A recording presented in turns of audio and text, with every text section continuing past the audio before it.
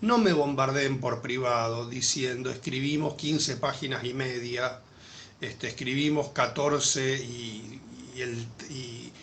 eh, y 3/4 parte de la página 14, escribimos 22 carillas. Por favor, evitemos esos momentos tan folclóricos de nuestra facultad. Es decir, el trabajo no debe ser menor a 15 carillas, estamos hablando de un trabajo para una promoción directa en grupo, y no debe ser mayor a 20 carillas. ¿Qué quiero decir? No tienen que escribir 4 tomos de la historia universal de la humanidad.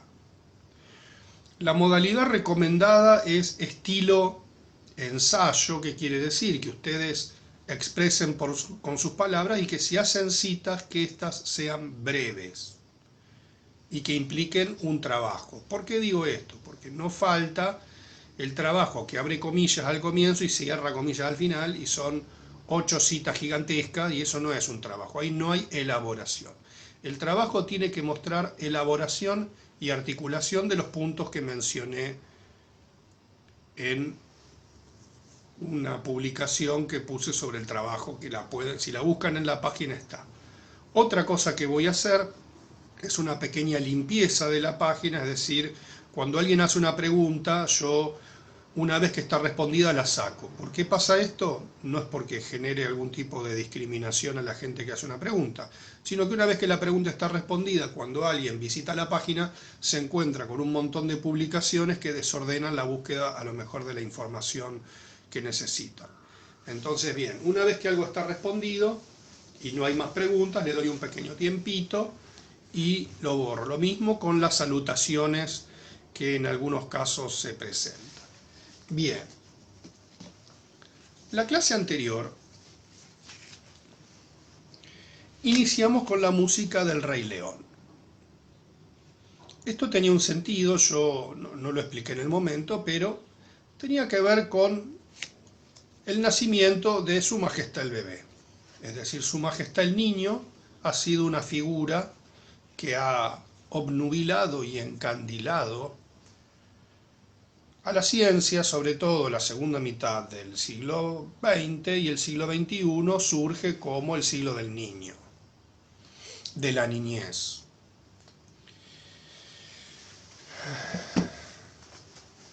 Hoy iniciamos con la música de Misión Imposible en homenaje a la dura tarea y a los grandes imposibles que tiene las empresas de la modernidad sobre curar, educar y gobernar. Bien, entonces estos pequeños homenajes, estas pequeñas licencias artísticas que me permito en este espacio, tu espacio, el de la educación pública, que va a tu casa, tapaditos hasta acá, mirando el monitor.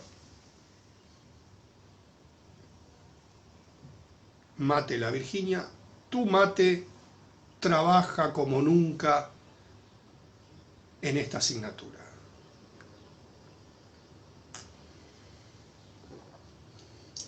Ahora, este niño, niñez, infancia, desde el siglo XIX, con el incremento de la pedagogía y con sus dispositivos afines, se va encontrando con las infancias, la niñez, la figura del niño, como una estrella estelar de la ciencia. Entonces, de este modo, las teorías del desarrollo comienzan a ganar cada vez más auge. Y sobre todo necesitan ser explicadas desde distintas perspectivas. Por ejemplo, habrá un modo de pensar la niñez desde las formas jurídicas, habrá un modo de pensar la niñez desde la psicología y desde la pedagogía. Por otro lado, la pediatría, la medicina orientada al niño y a la educación sana. Todo esto, al mismo tiempo, no deja de tener una fuerte connotación política. Es decir, como se sabe como verdad de perogrullo, la infancia, la niñez, la figura del niño es lo que proyecta un Estado-nación al futuro, es el recurso humano. Las políticas del desarrollo humano, tan presentes en estos tiempos, sobre todo a partir de la Declaración Universal de Derechos Humanos, son políticas que tienden a proteger el capital humano. La infancia en esto va a tener un lugar no menor, es decir, condiciones nutricionales, de ambiente y de educación. Y al mismo tiempo, a grandes rasgos, y este es el gesto de a grandes rasgos, atributos morales, es decir, la gente debe estar dentro de la ley, alimentada y psicológicamente capacitada para la vida.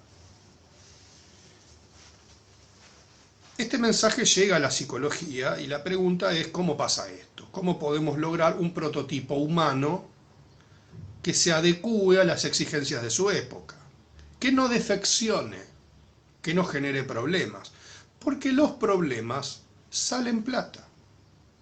No hay nada más barato que la gente sana.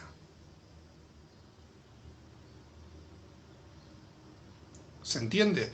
No hay nada más barato que la gente sana. Bien. Llevamos 15 minutos de clase, ya tenemos un número muy importante de gente y es el momento, sí, vos lo estás esperando, del primer like de la mañana, donde vos te haces presente en esta comunidad Power, que es Psicología en Educación. Con tu primer like de la mañana llenamos de vida el cielo y lo llenamos de deditos con el pulgar para arriba. A la cuenta de 3, a la 1, a las 2 y a las 3.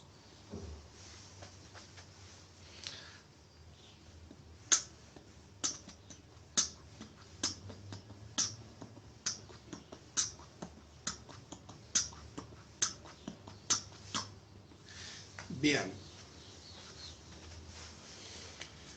Como habíamos visto, la historia del psicoanálisis es una historia que parte de la concepción de una niñez de alguna manera encapsulada en las fijaciones de la neurosis del adulto. La observación de niños que hace sobre todo la primera generación de psicoanalistas es magra. O sea, Hans es apenas una observación psicoanalítica de un niño.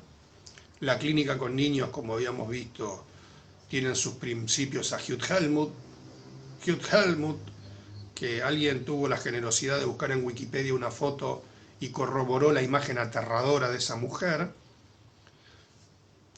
Aparecen la polémica Anna Freud, Melanie Klein, Anna Freud. Hubo primer pelea, segunda pelea, revancha, y después hubo otra pelea como Muhammad Ali Fraser. Anunciaban, así era, Muhammad Ali Fraser, Fraser Muhammad Ali, Melanie Klein, Anna Freud, Melanie Klein, estaban como pelea de fondo. Dos pesos pesados que enmarcaban también dos visiones del niño diferente. A ver, Klein planteaba esta idea estrictamente psicoanalítica de una infancia fuertemente atravesada por la pulsión de muerte, por la agresividad, por las fantasías y la descarga. El inconsciente kleiniano es un inconsciente aterrador. Objetos que vuelan para acá, objetos que vuelan para allá, objetos Pac-Man que te comen desde adentro, ataque a la mano. O sea, uno lee Melanie Klein y a lo mejor la próxima clase les leo algún parágrafo para los que no tengan lectura de Klein y van a ver lo que les estoy diciendo. Pero en Klein aparece una muy fuerte teoría de la simbolización y allí radica probablemente una de las genialidades mayores del psicoanálisis. Aunque esto que yo estoy diciendo también lo digo con cierta reserva, porque así como Klein alude a esta genialidad, es más o menos como el Torino en el automovilismo argentino. Es decir, los amantes del Torino te hablan del Torino como la gran joya de la mecánica universal. Bien, sí, lo fue. Pero las cosas cambiaron, entonces hoy en día es un auto viejo. Por más que sea una joya, quedó antiguo. Porque tiene un concepto de dirección, de motorización, de consumo de nafta, etcétera, etcétera. Quedó viejo. Hay cuestiones mucho más actuales y eficientes. Bueno, el kleinismo tiene una epistemología muy rudimentaria, extremadamente limitada. Y la teoría se sostiene en basamentos clínicos fuertemente empíricos, lo cual hace bastante hoscas algunas cosas. Es decir, incluso hasta Klein en algunos aspectos es prefreudiana.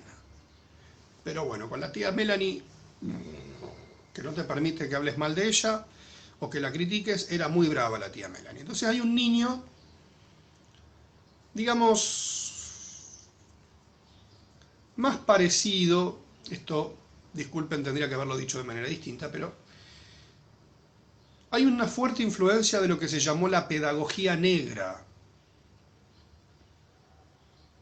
en la obra, sobre todo de Melanie Klein. Esta idea de que el niño es malo.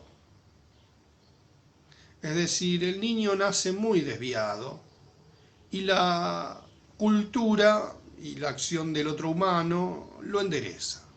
Es decir, este niño fuertemente atravesado, esta cercanía que plantea Melanie Klein de el yo del niño al inconsciente, hay una idea de un inconsciente innato, entonces como si el niño estuviese más cercano al inconsciente, ella lo plantea, tiene un vínculo más directo con el inconsciente, digamos con lo originario, con lo primario, pero no sé si con el inconsciente. Bueno, es relativamente cierto esto. Pero más allá de esto, lo que podemos pensar es que hay una idea de desviación. Me saludan, yo saludo. A veces se deforma un poco la imagen cuando hago los saludos y acepto a la gente y eso, así que sepan comprender. Ana Freud, por el contrario, tiene una idea de desarrollo bastante más marcada. Es decir, el niño es un niño en desarrollo. Y que parte de ese desarrollo es el aprendizaje. Es decir, hay cuestiones que plantea Ana Freud, sobre todo en Patología y Normalidad en la niñez, un texto muy interesante, plantea la idea de niño sano. En Klein no está diferenciado eso. Bueno, esta primer marca es fuerte y el psicoanálisis queda de algún modo más inclinado para el lado de la patología que del niño sano, y al mismo tiempo no tenemos un niño en situación espontánea en la vida, como quien dice, tenemos un niño en situación clínica, que no es lo mismo. No es lo mismo hacer una observación de bebés en situación espontánea, es decir, ir a observar a una madre con su bebé en sus primeros momentos, o a la familia con el bebé en los primeros momentos, ir viendo cómo progresivamente va desarrollándose, a verlo en un consultorio por un tema puntual, qué sé yo, no duerme, está todo el tiempo irritado, produce mordeduras en los pezones de la madre, bueno, esas cosas que tienen que ver con el primer trimestre, etcétera, es retentivo, bueno, esas cosas que suceden. O, por ejemplo, que no tiene las adquisiciones de la edad, tiene un año y no se sienta, no gatea, no se traslada, no sigue con la mirada a los objetos, no tiene el balbuceo propio de los bebés, bueno, como si no se desarrollara. Bien, no es lo mismo sostener una psicología basada en fenómenos clínicos que en fenómenos de la observación, llamémosle directa. Por eso lo que veíamos en la clase anterior es que Piaget parte de otro lugar. También, permítanme un nuevo paréntesis y disculpen el desorden, no es lo mismo también el niño en situación escolar, porque está encuadrado en un contexto institucional, es una infancia escolarizada, por lo tanto está sometida a la mirada panóptica. Este es el gesto, me gustó el gesto de panóptico, el gesto de panóptico, el gesto de panóstico, que todo lo ve. El panótico todo lo ve. Te está mirando en este momento. Vos no me estás mirando a mí, yo te estoy mirando a vos. Y esos son tus latidos cardíacos. Y cuando entro yo con el cuchillo así como en martes 13. Pero solo vos me ves, dice. Créeme así piantao, piantao. Bueno, qué hermoso, qué hermosura. La versión de Goyeneche de Balada para un Loco. Dice, te reís, pero solo vos me ves. O sea, el que escucha es el loco. Fantástico. Salud. La Virginia. Tute.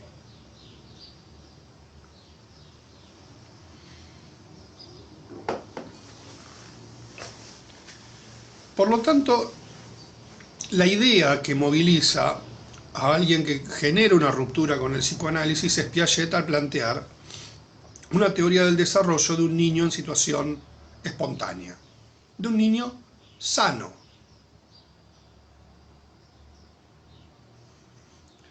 Este detalle no es menor.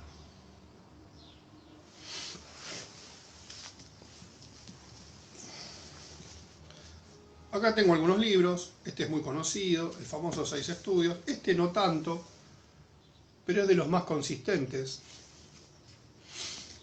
Biología y conocimiento. Y acá tengo otra joya que me acompaña, Pensamiento y lenguaje de Lev Vygotsky, el ruso Vygotsky y sus secretarias. Los que tengan algunos años habrán entendido el chiste, y los que no, morirán de incertidumbre.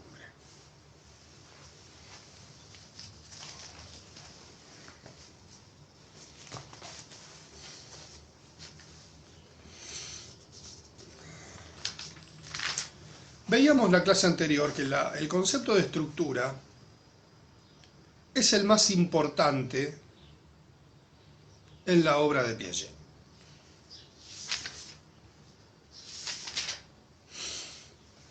Porque es el concepto que envuelve el conjunto de la teoría. Por estructura entendíamos una totalidad que produce transformaciones y que se autorregula. Es decir, como totalidad implica una actividad de conjunto siempre. O sea, cuando la estructura ingresa un elemento, estamos hablando de un elemento de información, ese elemento de información impacta sobre este conjunto, y este conjunto se ve obligado a transformarse en virtud de él. Esta transformación implica que no es que se transforma un pedazo de la estructura, se modifica el conjunto de la estructura. Tenemos que imaginarnos, la ciencia de la época, que de esto indudablemente alude a la idea o de un sistema, y de un sistema que es complejo, pero mantiene un equilibrio y una unidad, digamos, es presistémico, pero alude a una globalidad, a un sistema, es decir, que se transforma en virtud de este elemento. Y este elemento no es idéntico al objeto, lo convierte, lo asimila a la estructura, algo así parecido a una célula, es decir, estamos hablando de un trabajo de metabolización. Y se autorregula, es decir, tiene mecanismos propios de regulación. Quería leerles una cita que encontré de Piaget que me resultaba interesante, porque la otra pregunta,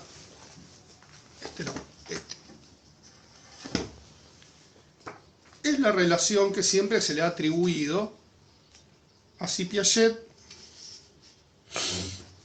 le da bolilla al ambiente o no le da bolilla al ambiente. Es decir, esta idea de él como una especie de si se me permite la palabra, solipsismo o autismo de la estructura, como esta estructura que produce estos movimientos con magros intercambios con el mundo externo.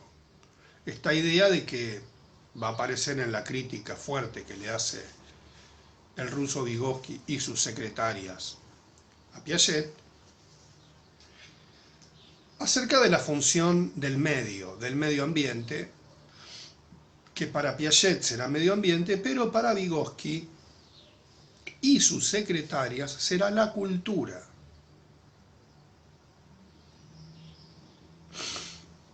No es una pequeña diferencia esta. Dice Piaget: sin duda, el papel que corresponde al medio es mucho más considerable, puesto que precisamente los conocimientos tienen como función esencial captar el medio.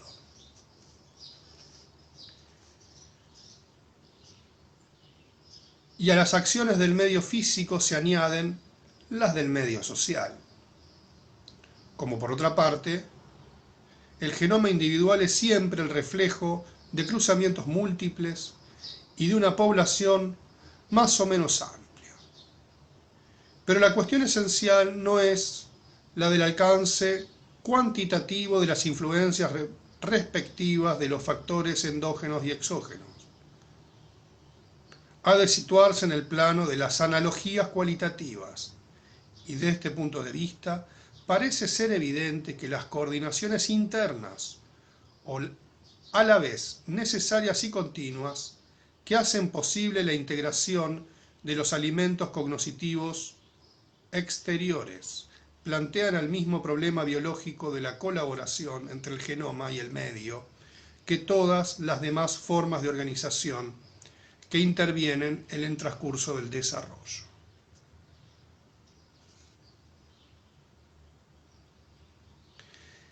Dice un poquito más adelante, en una palabra, el problema es el de las relaciones entre la equilibración como proceso y el equilibrio como estado final. O sea, equilibración es ese proceso dinámico y el equilibrio es el proceso final. Ahora, lo que plantea Piaget acá es una respuesta a Vygotsky, porque Vygotsky cuestiona fuertemente la teoría piagetiana. La cuestiona en términos, llamémosle, más del orden, en dos planos lo cuestiona. En un plano, llamémosle, en la profundidad cuestiona de la teoría estructural, y después, a partir de ahí, ciertos elementos que son relativos. Por ejemplo, Vygotsky le cuestiona fuertemente a Piaget el egocentrismo infantil. Yo les hablo así partiendo de la idea de que ustedes tienen algún conocimiento y alguna lectura del autor. Porque hay materias anteriores a esta donde este autor es trabajado. La querida PPL, psicopatología del lenguaje, creo que en DPC algo se trabaja, bueno, pero lo que era la vieja y querida DPC.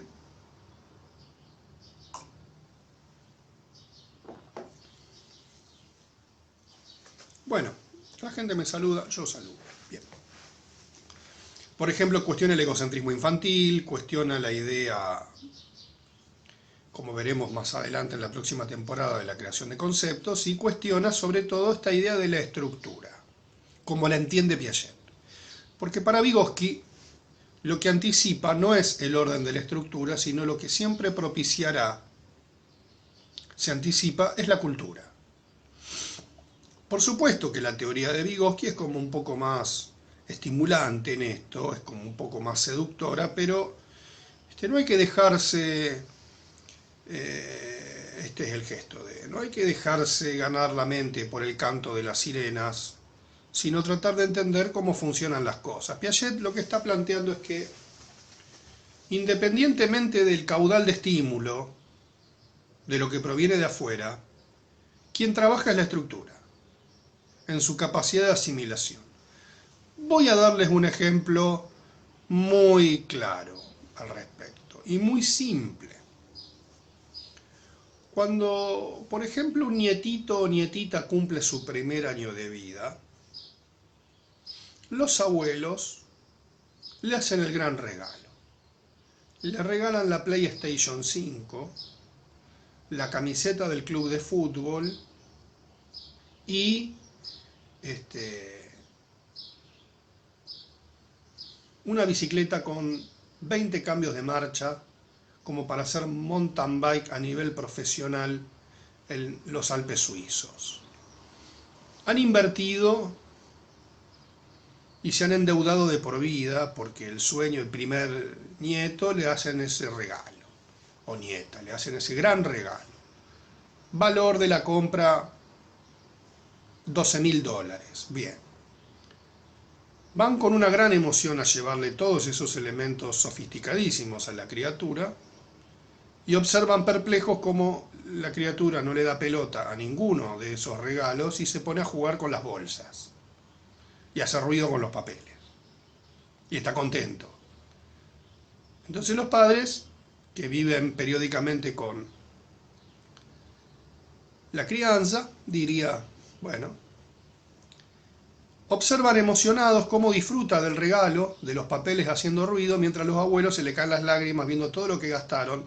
Está la bicicleta en un rincón, la Play, la camiseta firmada por todo el plantel titular del equipo que le costó 2 meses conseguir las firmas, y miran tristes y dolidos de cómo no le gustó el regalo, porque no está jugando a la Play ni andando en bicicleta, ni haciendo los cánticos de la hinchada con la camiseta puesta, porque se hicieron toda una ilusión de que la criatura el primer año iba a captar la importancia de ese regalo, y en realidad está jugando con el ruido de las bolsas. ¿Por qué pasa esto? Porque no importa el caudal del estímulo, no importan los objetos en sí mismos. Lo que se está manifestando ahí es que en el momento estructural de este niño,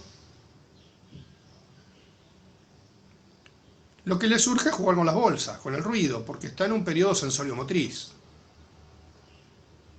O por ejemplo, cuando, esto está bastante estudiado, cuando se da una situación de guerra, de movilización de gente, de transfer o de una crisis como la que se está viviendo en este momento, que los padres están angustiados, o por ejemplo la crisis de 2001, del 89, donde había un malestar social terrible, y se producen movimientos, qué sé yo, en una familia muy importantes. ¿Qué le llega a un chico de 1 año? A lo mejor la percepción de sus padres angustiados, pero no comprende lo que pasa. No es que hay una comprensión. A lo mejor hay una comprensión posterior de lo que pasó, que da una explicación de ciertas decisiones o ciertos movimientos históricos. Pero en el momento no hay una comprensión. Por ejemplo, si repentinamente falta los padres de un chico de 1 año, por distintas razones, por razones políticas, por razones de un accidente. Bueno, hay cuestiones que se comprenden después, pero en el momento lo que se percibe como traumático es esa ausencia. Lo que impacta a esa estructura va a ser la ausencia, esa ausencia prolongada y los mecanismos psíquicos o de la estructura, quedémonos en Piaget, que van a dar cuenta de esa ausencia, cómo se inscribe esa ausencia o el daño que causa esa ausencia. A lo mejor con posterioridad surgen las explicaciones y en esa comprensión se complejiza probablemente esa situación, pero en el momento estructural, lo que dice Piaget en esto es cómo este proceso de equilibración trabaja. Y acá vamos a un concepto piagetiano que es muy importante, que él va a llamar las reacciones circulares. Es decir, esta organización, porque ¿qué dice Piaget en la cita? Vamos de nuevo. Sobre todo en la última parte. Habla ha de situarse en el plano de las analogías cualitativas. O sea, analogía cualitativa quiere decir que, voy al ejemplo que mencionaba anteriormente, este niño agarra la caja de la Play y la patea, hace ruido, se mete adentro, la arranca, la rompe, agarra la bolsa después de la camiseta. Agarra la bolsa de la camiseta, entonces ve una analogía entre la caja y la bolsa. Y después el abuelo, ya en un último intento de recuperar el honor y de que gastó $11.000 al pedo en semejante regalo, le quiere poner la camiseta. ¿Y qué hace la criatura? Se tapa la cara con la camiseta y los mira y se ríe. Y ahí el abuelo llora. Y después agarra la caja y se esconde. Ahí vemos una analogía. Es decir, hay una analogía de objetos, porque en ese momento el juego infantil se limita a la aparición-desaparición, a escuchar el ruido, a meterse adentro de la caja, a taparse,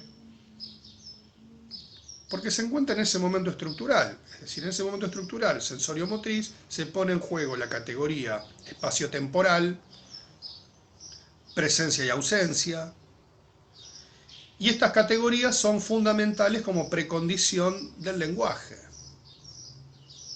Porque para Piaget, otra diferencia con Vygotsky, debe rellenarse un estadio para pasar al siguiente.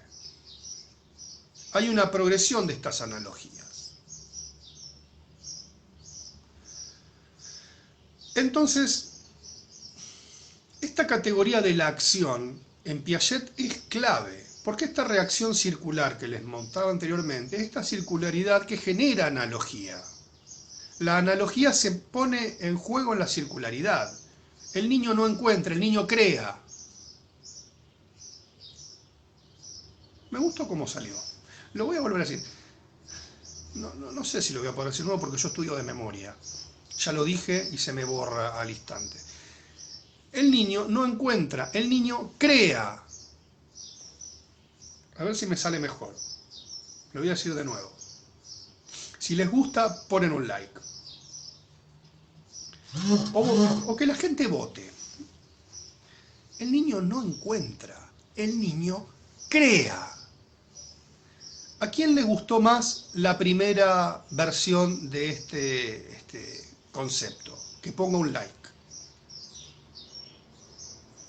Al que le haya gustado más la segunda versión, pone un like. Y a quien le haya gustado la tercera versión, pone un like.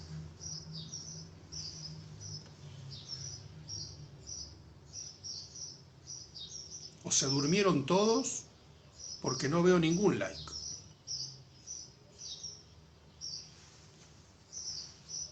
A ver, si es esto. O si es esto. Ahí veo. Ganó la tercera versión por paliza. Claro, lo que pasa es que ya la tenía ensayada de antes. Está bien, gracias. Gracias. Bien. Esta idea, primera pone. Está bien. A ver.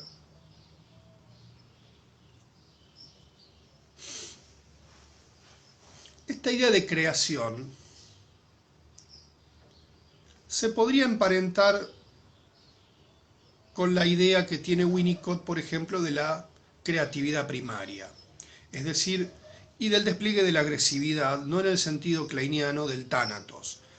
Porque lo que vemos, en esto podemos pensar una convergencia teórica entre Piaget y el psicoanálisis, que este trabajo que encontramos de las reacciones circulares, esta creación de las analogías, esta creación de la lógica y del sentido, que se da en modo circular y en repetición, es acción, y en esa acción hay creación. No es que encuentra, va creando, se va creando ese entretejido necesario de ligazones y religazones que dan sostenimiento a los procesos simbólicos. En esto, Piaget es determinante. Piaget dice que en este juego de analogías, en esta acción, donde el niño va creando, no lo dice Piaget así, pero lo va creando, y va, por un lado, desarrollando estructura, la va ampliando, este es el gesto de ampliando, que si lo detienen es el mismo gesto de intelectual comprometido con su época y la historia, que es este. Va ampliando, pero usted detiene ahí en este momento y encuentra el mismo gesto. Esto es la analogía. Entonces, se va creando, y otra vez el gesto de intelectual comprometido con la historia o de la estructura que crece, que pueden ser muy similares. ¿Cómo estoy de creativo? Me emocioné.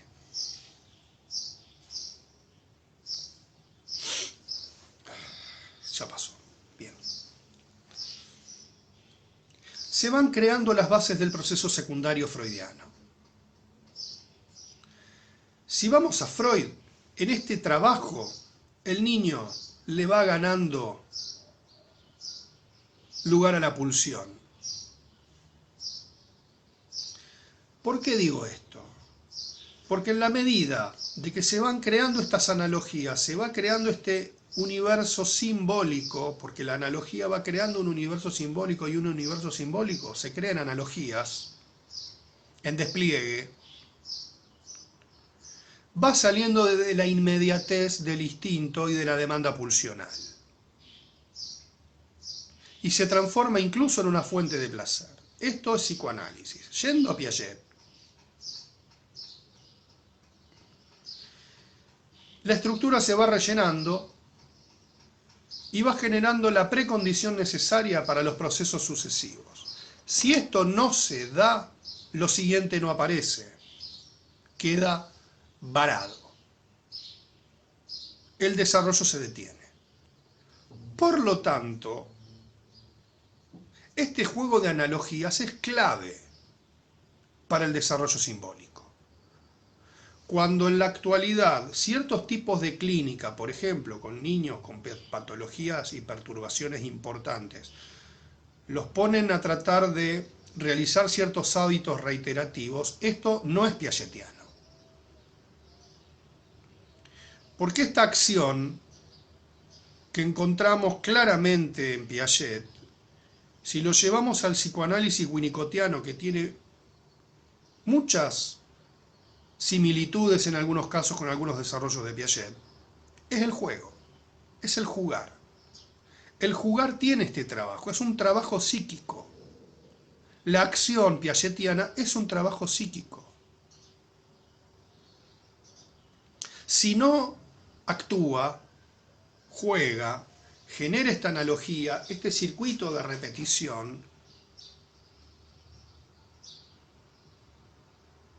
el desarrollo o se limita, o se estereotipa, o se detiene. Por lo tanto, el desarrollo, como categoría piagetiana, si bien tiene un fuerte componente epigenético, es decir, algo que se forma con posterioridad en la interacción con el ambiente, como leíamos acá, el desarrollo es movilizado por el avance de la estructura. Y para que la estructura avance tiene que existir esta precondición, que el ambiente le provea de las desequilibraciones necesarias para que la estructura progrese. Ahora, lo que Piaget no dice, y en esto Piaget no es clínico, es que el mismo ambiente puede perturbarlo. Y vamos a un ejemplo. Y ahora me calenté. Y tiré el libro. Y ahora me calenté.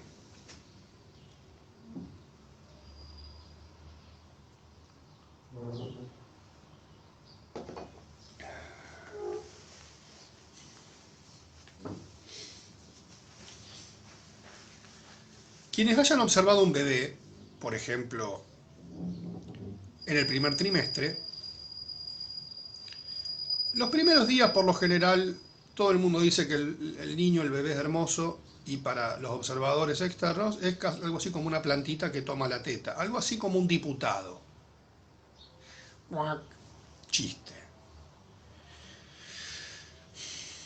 Los niños en las primeras semanas no hacen muchas cosas, digamos, están en un estado de prematurez absoluta, pero algunos tempranamente, y la palabra tempranamente no tiene un tiempo definido, pero tempranamente, comienzan a hacer esto. Y lo voy a imitar. Están, por ejemplo, en la sillita. Por razones de decoro, hasta acá se limitan los ejemplos. Y en un momento, hace esto. Mira su manito. A veces tienen el chupete en la mano porque se lo sacaron, por el reflejo de prensión le queda el chupete en la mano y lo mira. O tienen juguetes en la cuna y lo miran. Pero se mira la mano. Se mira la mano y algunos hacen este trabajito, ¿no? Abren la mano, la cierran y se quedan mirando. Ese es un momento extraordinario del desarrollo. Aparece la atención.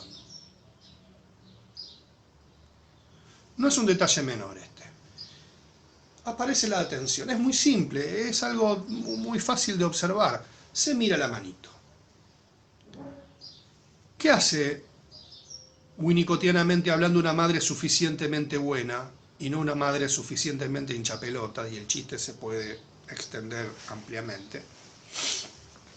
Lo mira embelesada o embelesado el padre de cómo su bebé se mira la manito. No llora, no pide la teta, no se hace caca encima, no se duerme, no, simplemente puede pasar segundos, minutos, mirándose la manito y a veces se mira la otra y a veces... Y es muy chiquitito, ¿eh? Estamos hablando primeras semanas, primer trimestre.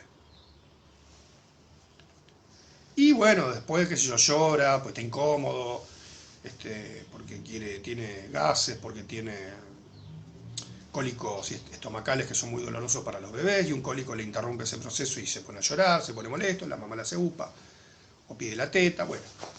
Pero se miró la manito, tuvo atención, miró un objeto. Es discutible, sabe que es humano, no sabe que es humano. Algunos sí, porque mueven la manito, o tienen el chupete y se lo llevan a la boca.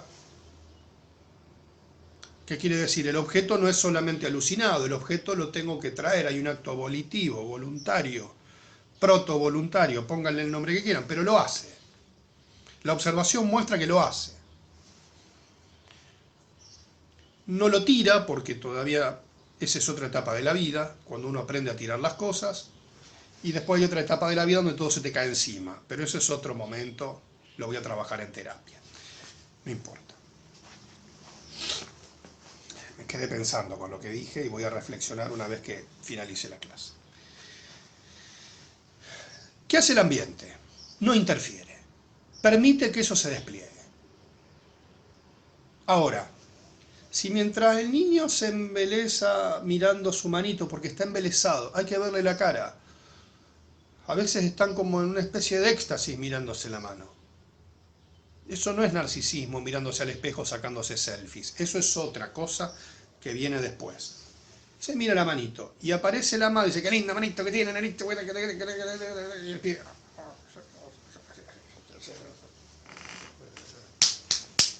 Y así.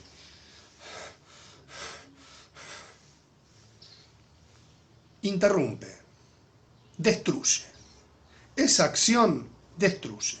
Esa secuencia que se estaba armando es destruida. Esa reacción circular es destruida. Psíquicamente desaparece. Es como apagarle la computadora, es apagarle el monitor. Esa interferencia destruye el acto creativo, lo interrumpe. A veces el bebé se mira la mano, se mira la mano, se mira la mano, y a veces alguien le hace con la manito así. Hay un recuerdo muy tierno que tengo yo de mis hijos, Dalmo y Janino, donde Janino era casi recién nacido y Dalmo, porque yo soy un gran admirador de Maradona y tuve la desgracia de tener dos varones y no dos nenas para ponerle Dalma y Janina. Entonces, Dalmo y Janino.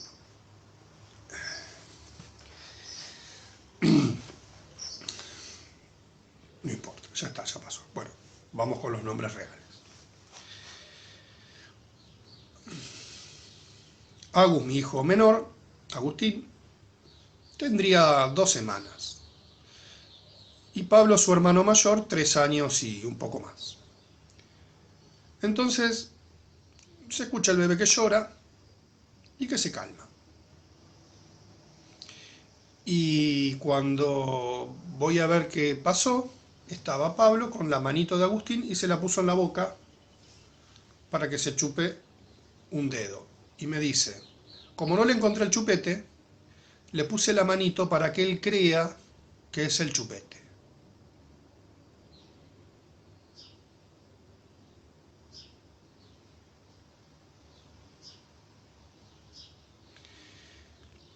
Ahí el ambiente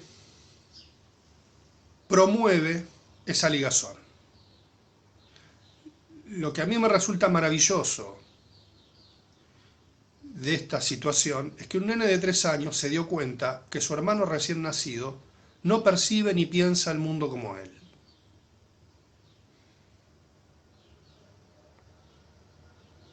Le pongo la mano para que él piense que es su chupete, que es lo que él usa cuando llora y está alimentado y se duerme. Y el bebé estaba dormido de nuevo.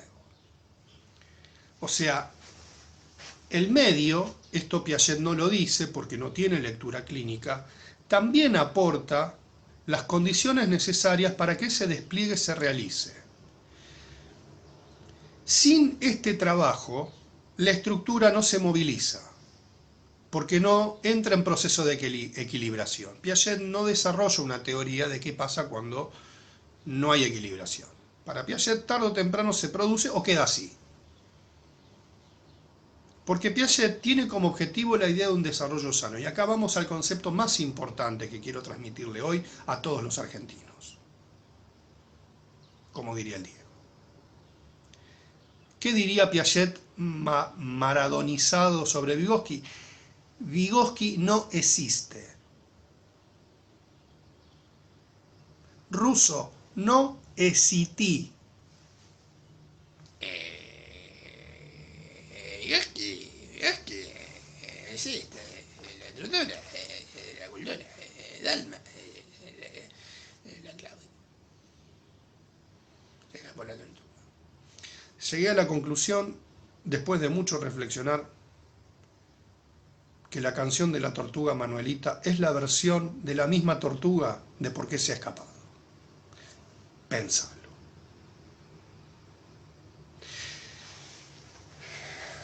Después de este momento lisérgico, vuelvo al concepto. ¿Qué moviliza el desarrollo? Para Piaget, lo que moviliza el desarrollo es el ejercicio de este mecanismo de acción, de composición de la lógica y el sentido, digamos, a partir de esta reacción circular, que moviliza la estructura. O sea, tiene que haber un elemento que ingresa, tiene que haber un trabajo de acción, y esta metabolización no se da sin acción. Y esto amplía la estructura, la infla, como hablábamos en las clases anteriores. Le da contextura, la hace progresar hasta un salto cualitativo, un próximo estadio, en donde se da una transformación. Me saludan, yo saludo. El saludo no se le niega a nadie, decía mi madre. Y después no me saludaba. Yo era nadie para ella. Bueno, hoy estoy bastante confidente con todos ustedes. Ya dije varias cosas. Las voy a trabajar en terapia, lo prometo. Pero, más allá de esto, el concepto de estructura en Piaget es clave. Si hablan de Piaget, hablan de estructura. No de que esto, de que lo otro, de que... No. Concepto clave de Piaget es estructura. La estructura. Y la estructura condensa todos los demás mecanismos que va a hablar.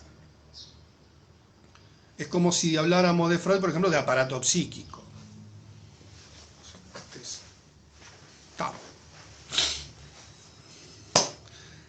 Bien. Vygotsky realizará un cuestionamiento a estas ideas que vamos a ver la próxima temporada.